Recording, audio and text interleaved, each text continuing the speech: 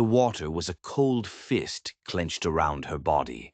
She hid in the reeds, hair like black ink spilled on the sunlit water, and tried to forget the sound of their laughter. But shame was a fire, and it burned hotter than the cold. On the shore, 3 men. They held the ripped pieces of her dress like a flag of victory. "Swim for it, Apache girl," one of them yelled. His voice was a razor across the quiet lake. They threw her sash in the dirt and laughed again, the sound echoing off the rocks until it felt like the whole world was laughing with them. She sank lower, the water up to her chin, her teeth chattering. Not from the cold, from pure, uncut rage. And that's when she saw him, a lone rider on the hill, a silhouette against a sky on fire, a cowboy whose shadow fell long and dark as he reined his horse to a stop at the water's edge. Pride and terror fought a war in her throat. Her voice came out a cracked whisper, a prayer carried on the water. "They stole my clothes, cowboy. Save me." The words hung in the air. For a single heartbeat, even the laughter died. The rider's eyes took it all in, the men on the bank sneering, the woman in the water drowning in humiliation. He didn't hesitate.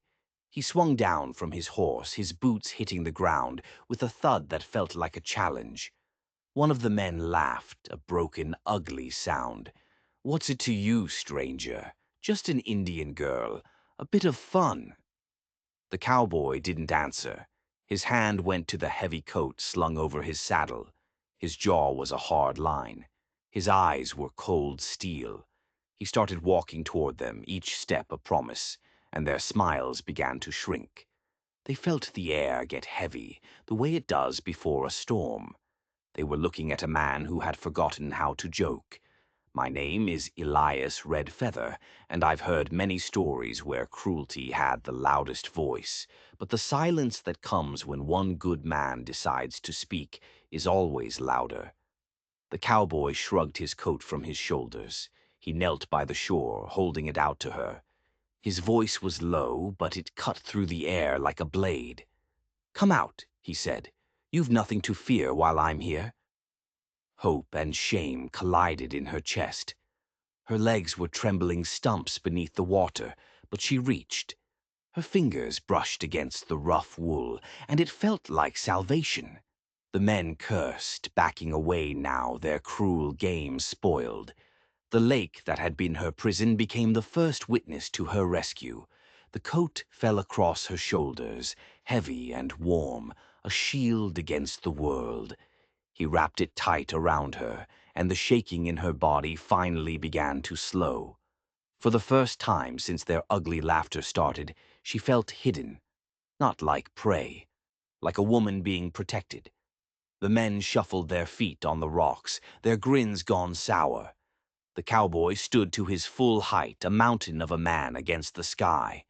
"You've had your fun," he said, his voice quiet but with an edge of pure iron. "Now it's over." The ringleader spat in the dust, trying to find his courage again. "She's just an Apache stray. We were teaching her some manners." Rage burned in her throat, but before a sound could escape her lips, the cowboy's hand dropped, hovering just above the revolver at his hip. His eyes locked onto them, so steady and so final that the air itself seemed to turn to glass.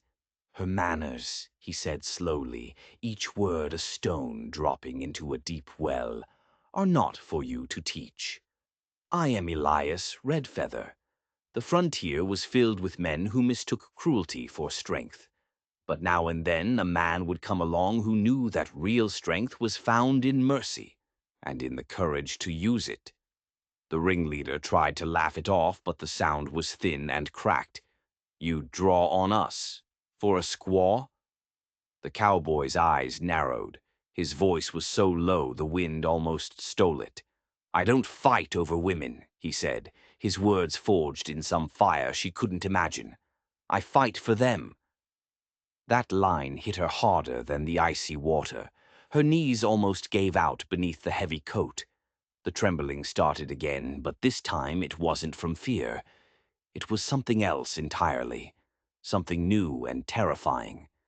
The men on the shore looked at each other, the challenge hanging in the air between them. One of them muttered a curse, but not a single one dared to take another step forward. Finally, the leader threw the last scrap of her dress into the dirt. "Keep your prize, cowboy," he spat. "She won't be worth the trouble." They scrambled for their horses, their retreat clumsy and loud. Their cruelty had folded into cowardice. They rode off, leaving behind nothing but dust and the ghost of their laughter. She just stood there, clutching the coat, her lips moving but making no sound. The man beside her had already said everything that needed to be said. Her legs were shaking as she stumbled out of the water. The coat was a dead weight, clinging to her wet skin. Even with the men gone, their mockery was a scar on the air. She wanted to sink into the ground, to disappear. But the cowboy stood beside her, his presence as solid as the mountains. "Come," he said, his voice gentle now. He held out his hand. Every part of her screamed not to trust him, not to trust anyone. But her hand had a mind of its own. Her trembling fingers found his calloused palm. He lifted her onto his saddle as if she weighed nothing at all. The coat settled around her, a dark wool fortress, and she buried her face in its collar, breathing in the scent of leather, smoke, and something else, the scent of safety. She whispered, more to herself than to him, "You don't even know me." He swung up behind her, his arms a steady presence as he took the reins. His voice was calm, right beside her ear. "I know enough." The horse started moving, its hooves a steady rhythm on the rocky trail, carrying them away from the lake, away from her shame. Pine shadows swallowed them whole, and the world went quiet. I am Elias Redfeather. I have known journeys where the silence between two people says more than a lifetime of words. And in that quiet ride, a story was just beginning. She clutched the coat, trying to stop the shivers that had nothing to do with the cold. It was the feeling of being seen, truly seen in her lowest moment, and not being judged for it. "Why?" she asked, the word tearing from her throat. "Why risk yourself? They'll be back. Men like that always come back." His arms shifted slightly, a silent reassurance. His voice was a low rumble against her back. "Because some things are worth the risk." Her breath caught. Tears pricked at her eyes, hot and sharp. She turned her face away, hiding them from him, shocked at how his simple kindness cut deeper than all their cruelty. The trail opened up, and she saw it. A small cabin tucked against the hillside, a thin ribbon of smoke curling from its stone chimney. A question tightened in her chest, one she didn't dare ask. Was this man a stranger, a savior, or was he something else entirely, something her heart had only ever dreamed of in secret? He pushed the cabin door open, and the smell of cedar and old fires washed over her. It was a smell of warmth, of safety, of home. She stood on the threshold, hesitating, her bare feet aching from the sharp rocks. The coat was her only shield, her body still trembling with the memory of their jeers. He just stepped aside, waiting, letting her make the choice. Inside, a single room glowed in the firelight from the hearth. Rough-hewn shelves held tin cups and sacks of flour. It was a simple place, as simple as the man who lived there. She took a shaky breath and stepped inside. The floorboards creaked beneath her feet. For the first time since that morning, she felt like she could breathe again. He set his hat on a peg by the door and knelt by the fire, stirring the embers back to life. Sparks danced up, casting long, wavering shadows on the walls. "Sit," he said. It wasn't a command. It was an invitation. She sank onto a bench near the hearth, the coat pooling around her. Her hands twisted in the heavy fabric, her knuckles white. "They wanted more than just my clothes," she whispered to the fire. "They wanted to strip me of my name." He looked at her then, his eyes reflecting the flames. His voice was steady, as solid as the rock of the mountain outside. A name isn't something they can take. I am Elias Redfeather. I have seen the cruel try to steal many things, land, gold, freedom, but no man's hands are strong enough to steal the dignity from a soul that refuses to let it go. She bowed her head, a sob catching in her throat. The only sound was the crackle of the fire. Then he stood, took a thick wool blanket from the bed, and laid it gently on the bench beside her. The gesture was simple, but it felt as heavy and real as his stand by the lake. "Rest," he said. "You'll need your strength. They'll be back." Her head snapped up, fear, a cold hand gripping her heart. "You think they'll come back here?" His jaw tightened. The scar on his cheek was a dark line in the firelight. "Cruelty like that doesn't just give up," he murmured. "It has to be answered." She clutched the coat tighter, torn between the terror of what was coming and the unspoken promise in his eyes that she would not have to face it alone. But then he added something else, something that made the air in the cabin turn to ice. Those men. They weren't just passing through. They were looking for something. Her blood ran cold. She stared at him, confused. Looking for what? He watched her, his gaze intense, searching, as if he was trying to solve a puzzle. "They work for a man named Jared Claiborne," he said, his voice flat. "The sheriff's son. He thinks this whole valley belongs to him." The name hit her like a physical blow. Claiborne. A name spoken in whispers, a name that meant power and fear. "Then I'm already dead," she said, her voice a hollow echo. She tried to stand, but her legs gave out. Panic was a wild animal clawing its way up her throat. "If Claiborne sent them, he'll hunt me until there's nothing left." She started to fall, but he was there in an instant, his hands catching her arms, his grip firm. He held her upright, forcing her to meet his blazing eyes. "You are not dead," he said, his voice sharp, cutting through her fear. "Not while I'm still breathing. I am Elias Redfeather. There are men who hide behind a badge to do their evil. And then there are men who carry no badge at all, but who carry a much truer justice in their hearts." She stared at him, his words a lifeline in a storm of terror. "Why?" she whispered, tears finally breaking free, streaming down her face. "Why would you risk your life to fight the sheriff's son? For me?" His face was a mask of old pain. He seemed to wrestle with a ghost only he could see. When he finally spoke, his voice was raw. "Because I know what happens when good men do nothing." He paused, and the next words were heavy with loss. "My wife paid the price for that silence." The confession landed in the quiet room like a gravestone. A sharp gasp escaped her lips. She saw it then. He wasn't just a savior. He was a man marked by the same kind of pain that haunted her own people. He let go of her arms, stepping back as if the memory was a fire that might burn her too. She pressed a hand to her mouth, her own heart aching for this stranger's grief. The heavy coat on her shoulders felt different now. It was no longer just a shield against her shame. It was a thread of shared sorrow, weaving their two lives together into a story neither of them could escape. And in that moment, she knew. This wasn't just his fight anymore. It was theirs. He turned back to the fire, his broad back to her.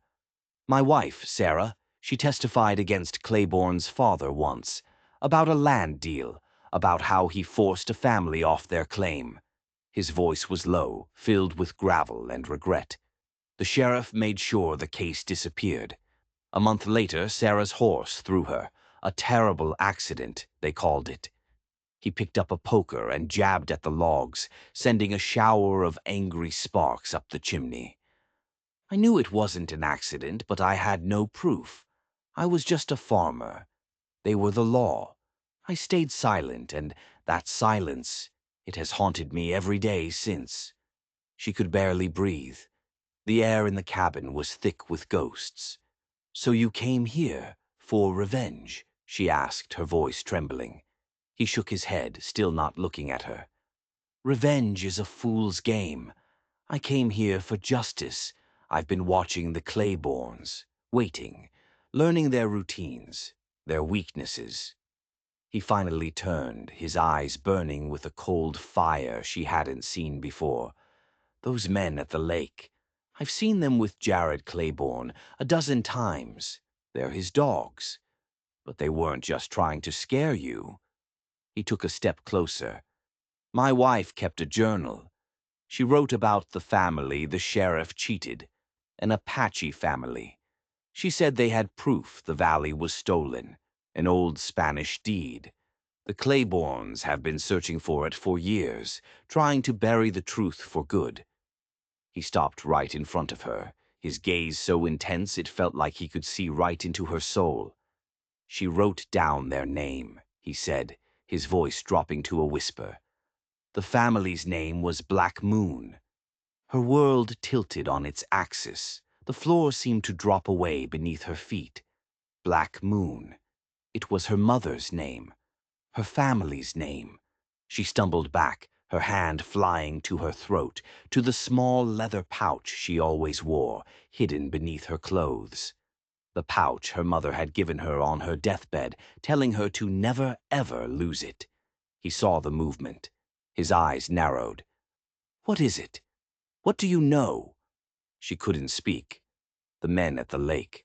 They hadn't been tearing her dress for sport. They had been searching her. For the pouch. For the secret it held. This stranger, this cowboy. He hadn't just saved her from a moment of shame. He had stumbled into a war that had been raging for a generation. A war for her land, for her family's legacy. And she was standing right in the middle of it. The silence in the cabin stretched, pulled taut by a history she was only now beginning to understand. His eyes were locked on her, waiting. He had laid his own ghosts bare, and now he was asking for hers. My mother, she began, her voice hoarse. Before she died, she gave me something, a small pouch. She said it was our story, our truth, that I should guard it with my life. His expression hardened with a sudden, dawning comprehension. And you have it with you? She shook her head, a fresh wave of panic rising in her. It was around my neck, but the string must have broken in the struggle. It must be in my dress. Her voice cracked. My dress, back at the lake. A grim understanding passed between them. It wasn't over. It had just begun. The pouch, and the proof it held, was lying in the dirt by the water's edge, waiting for the first person who found it. We have to go back, he said, his voice urgent. He was already grabbing his hat, his revolver belt. No, she pleaded, grabbing his arm. They'll be watching the lake. They know they missed it. They'll be waiting. We don't have a choice, he countered, his jaw set. If Claiborne gets his hands on that deed, your family's story is erased forever. He wins. He was right. She knew he was right. But the thought of going back to that place, of facing those men again, the shame was a physical weight, threatening to crush her. He saw the terror in her eyes. His expression softened just for a moment. He placed his large, calloused hand over hers on his arm. You won't be alone this time, he said. It wasn't just a promise. It was a vow. They rode hard, not along the main trail, but through the dense, tangled woods that bordered it. Every shadow seemed to hold a threat. Every snap of a twig made her heart leap into her throat. He rode with a tense alertness, his eyes constantly scanning the trees, one hand always resting near his hip. As they neared the lake, he reined in the horse, sliding from the saddle with silent grace. We go on foot from here, he whispered. Stay behind me, and stay low. They moved through the undergrowth like ghosts, the scent of pine and damp earth thick in the air. Through the trees, she could see the water, glittering like 1,000 broken mirrors under the afternoon sun. And then she saw them. 2 of Claiborne's men were there, just as she'd feared. They were pacing the shoreline, kicking over rocks, searching. One of them held the torn sash from her dress. Her breath hitched. The cowboy put a steadying hand on her shoulder. "They haven't found it yet," he breathed, his voice a low rumble. "Stay here. Don't make a sound no matter what happens. Understand?" She nodded, her throat too tight for words. He drew his revolver, the click of the hammer being pulled back, echoing like a cannon in the stillness. And then he was gone, melting into the shadows. She pressed herself against the rough bark of a pine tree, her heart hammering against her ribs. She watched, paralyzed by fear, as he circled around the edge of the clearing, using the rocks and trees for cover. He was waiting for the right moment. The tension was unbearable. Then a loud crack echoed across the lake as he fired a single shot into the air, far to the left of the men. They jumped, spinning around, guns drawn. "Who's there?" one shouted, his voice laced with nervous bravado. They started moving toward the sound, cautiously, their eyes fixed on the dense woods. It was the diversion he needed. While they were distracted, he burst from the opposite side of the clearing, a silent, deadly force. He moved faster than she could have imagined, closing the distance in a blur. He slammed the barrel of his revolver into the back of one man's head. The man dropped like a sack of grain, without a sound. The other one spun around, his eyes wide with shock, but he was too slow. The cowboy's fist connected with his jaw in a sickening crack, and he crumpled to the ground beside his partner. It was over in seconds. He stood over them for a moment, his chest heaving, before turning and giving her a sharp nod. It was her cue.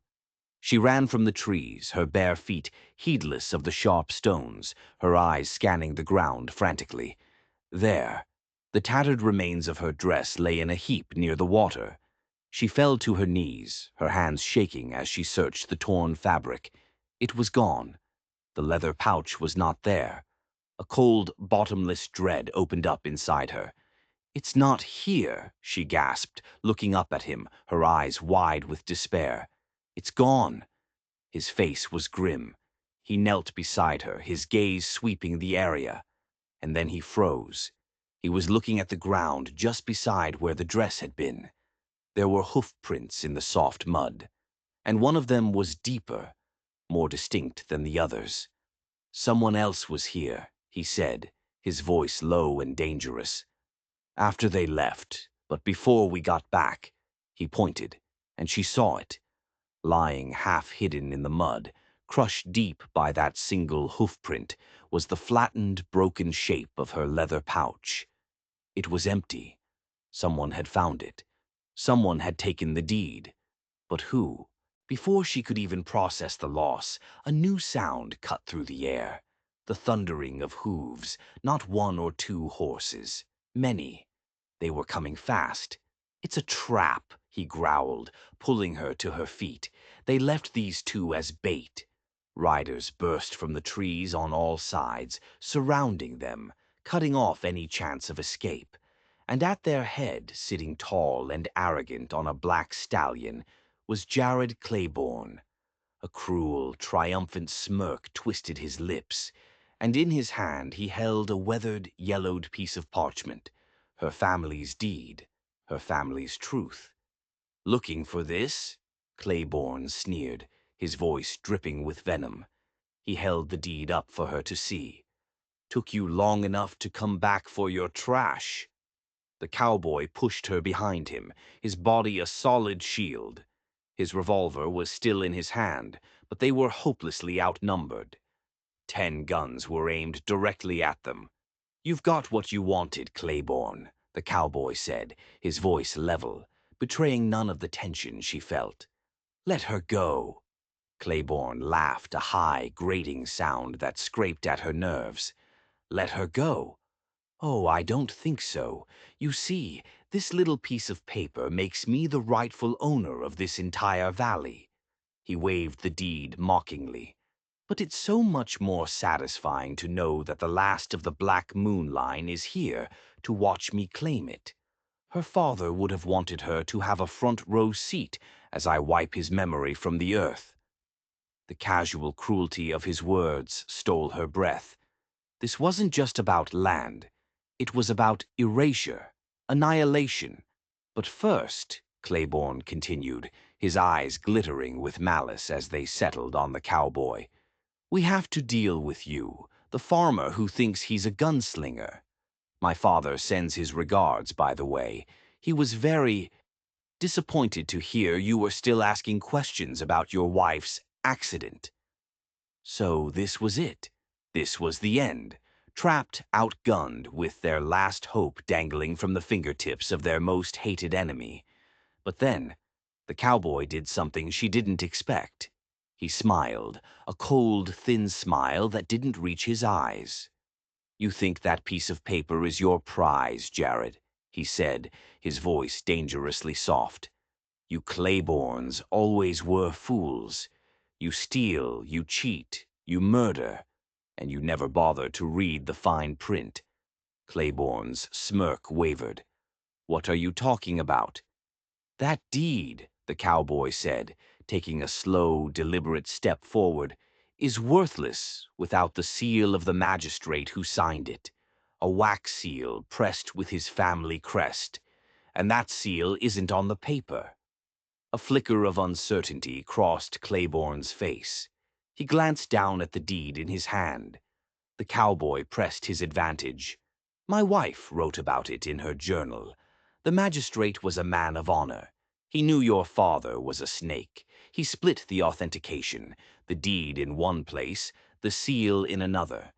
He gave the seal to the Black Moon family for safekeeping. He paused, and his eyes found hers.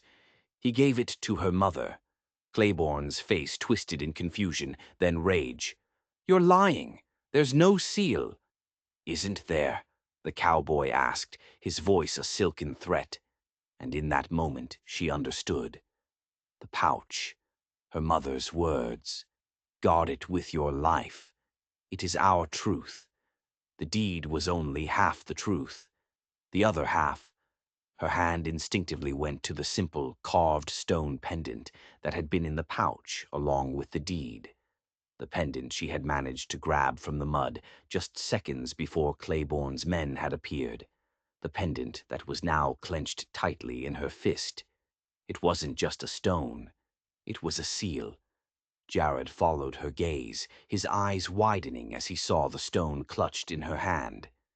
Give it to me, he snarled, his voice cracking with a desperate greed.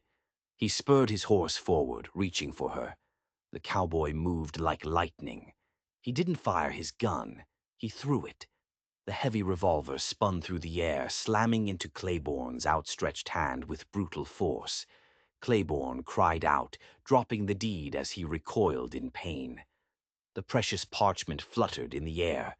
In the chaos, the cowboy lunged, tackling her, pulling her down behind a large rock as Claiborne's men opened fire. Bullets ricocheted off the stone, whining past their heads, the air filled with the deafening roar of gunshots and the smell of sulfur. He shoved his spare revolver into her hand. Can you use this? He yelled over the noise. She could only nod, her hand shaking as she gripped the cold, heavy steel. We're not getting out of this by running, he shouted, reloading his own weapon with practiced speed. We end it. Here. Now. I am Elias Red Feather. There are moments when destiny is not a path you walk, but a cliff you either jump from or are pushed. In that storm of lead and fury, two souls decided they would not be pushed. They would jump. Peeking over the rock, she saw the deed lying in the dirt, caught under a small stone, fluttering in the wind. Claiborne was screaming at his men, his face purple with rage. Get them! Get them both! I want her dead! The men advanced, using the trees for cover, their shots kicking up dirt and rock chips all around them. It was a slaughter waiting to happen. They were pinned down, their time running out. Then, from the woods behind Claiborne's men, came a new sound. A single booming shotgun blast that sent birds screeching into the sky. One of Claiborne's men cried out and fell, clutching his leg. Everyone froze, spinning toward the direction of the shot. An old man stepped out from behind a thicket of trees. He was holding a smoking double-barreled shotgun. It was the bartender from town, the one who had watched them in the saloon with sad, tired eyes. "That's enough, Jared," the old man's voice boomed across the clearing, steady and strong. "This valley has bled enough for your family's greed." Claiborne stared, his face a mask of disbelief and fury. "You old fool, you're interfering with the law." "I am the law," another voice said. And Sheriff Claiborne himself rode into the clearing, flanked by two deputies. But he wasn't looking at his son. His eyes, filled with a terrible, weary resignation, were fixed on the cowboy and the Apache girl huddled behind the rock. Jared's face lit up with manic relief. "Father, thank God. Arrest them.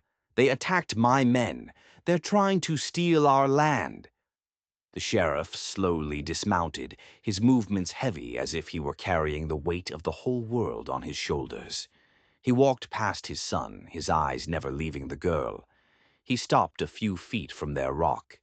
"Is it true?" the sheriff asked, his voice rough. "Do you have the Black Moon seal?" She looked at the cowboy, who gave her a slight nod. Her hand was trembling as she held out the stone pendant. The sheriff's face seemed to crumble. He looked 100 years old. He turned to his son, and the look in his eyes was one of pure, undiluted disgust. "All these years," the sheriff whispered, his voice shaking with a rage that was terrifying in its quietness. "All the lies, all the blood you've spilled, for this." He gestured to the deed in the dirt, then to the seal in her hand. "It's ours," Jared screamed, his voice shrill. "That land is ours. You taught me that. You taught me to take what belongs to us." "I taught you to be strong," the sheriff roared, his composure finally breaking. "Not to be a monster. I never told you to go after Sarah. I never told you to hunt this girl down like an animal." The truth was finally out. The sheriff had known. He had known about his son's crimes, about the murder of the cowboy's wife, and he had covered it up. The silence was not just the cowboy's burden. It was the sheriff's sin. Jared's face went pale. He had been exposed by his own father. In a fit of pure, cornered animal panic, he drew his pistol and aimed it directly at her. "She's the source of all of it," he shrieked. "If she dies, the secret dies." He fired, but the cowboy was faster. He threw himself in front of her, a human shield. A searing pain ripped through his shoulder, and he grunted, stumbling back. Before Jared could fire again, another shot rang out. It wasn't from the bartender. It wasn't from the deputies. It was from the sheriff. He stood over his son, a smoking pistol in his hand, his face a stony mask of grief. Jared lay on the ground, clutching a bleeding wound in his own shoulder, his eyes wide with shocked betrayal. "The secret," the sheriff said, his voice a dead monotone, "died a long time ago." He looked at his deputies.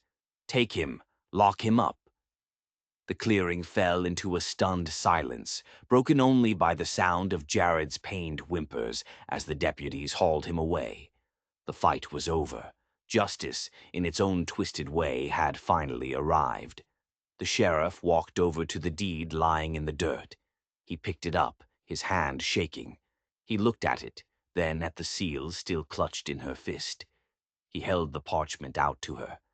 "This is yours," he said, his voice thick with a lifetime of regret. "The land, the name, it's all yours. A poor apology for what my family has done." She stared at the deed, the symbol of so much pain and loss. She looked at the cowboy who was clutching his bleeding shoulder, his face pale but his eyes steady on hers. She looked at the lake, the place of her deepest shame. And she made a choice. She shook her head, letting the stone seal drop into the dust. "My name is not Claiborne," she said, her voice clear and strong. "And my home is not a piece of paper. My people carried their home in their hearts. That is a truth you can never steal. She turned away from the broken sheriff and went to the cowboy's side, tearing a strip of fabric from the coat he had given her to press against his wound. He looked down at her, a slow, pained smile touching his lips. The coat was stained with his blood now, blood he had shed for her. It was no longer a shield against shame. It was a testament to sacrifice, a banner of a new beginning, woven from courage and sealed in blood. The sheriff watched them, a man hollowed out by his own legacy. He let the deed fall from his hand, and the wind took it, skittering it across the dirt until it came to rest at the water's edge. Just another piece of forgotten history. As she helped the cowboy limp away from that cursed place, he finally asked the question that had hung between them since the beginning. "You know my story," he said, his voice strained with pain. "But I still don't know your name." She looked up at him, the sun warming her face, and for the first time in a long, long time, she smiled. She spoke her name, and the word felt like coming home. They walked away from the valley, two survivors, two souls bound by a shared fight. They didn't know what the future held. All they knew was that they would face it together. I am Elias Redfeather, and I have learned that some stories do not end with a ride into the sunset. They end with a slow walk toward the dawn, leaving the ghosts of the past to be swallowed by the shadows behind them. What began in the cold water of shame ended in the warm fire of courage. A story that would be whispered on the wind long after their footprints had faded from the earth. If you enjoyed this story, don't forget to like and subscribe to Stories Left Behind for more tales of courage and justice from the forgotten corners of history. Now let me ask you this. If the only thing you had to cover your shame was a coat offered by a stranger, would you take it? Let me know in the comments below.